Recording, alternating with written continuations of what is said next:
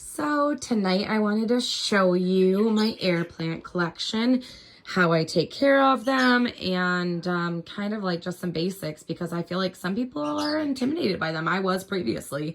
I still know some master gardeners that aren't necessarily like real confident in the area. So this is a variety of air plant. There are actually different names for all kind, and I really don't know that much of that for you guys. I really am sorry, but I do know some of them are called Tillandsia air plants, and I feel like those specifically would be like this guy here, and yeah, this one in a Key West conch shell.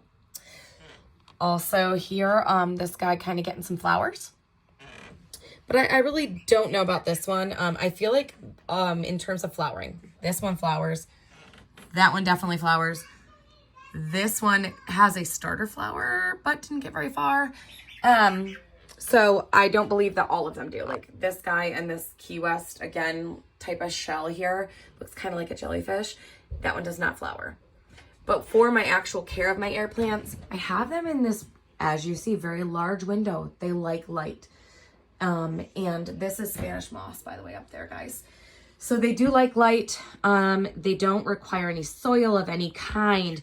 They don't require any special container. As you see, I've kind of been creative. I've got these little suction cup guys I got off of Amazon.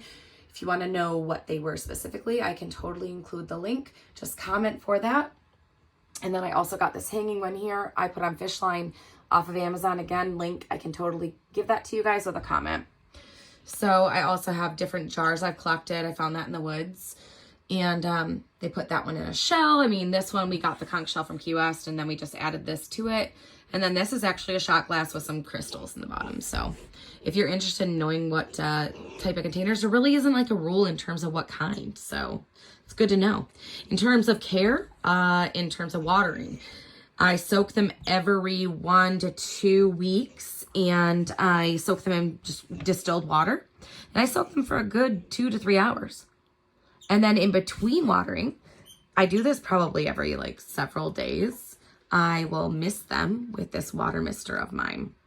I'll get them good and wet. I also make sure I get the base of the plant, which is like where the roots are at the bottom there, to make sure that they get a good like in between soaking.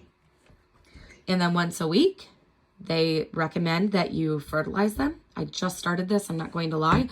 I was doing fairly well without it in terms of growth, new baby production, which I want to show you a baby air plant.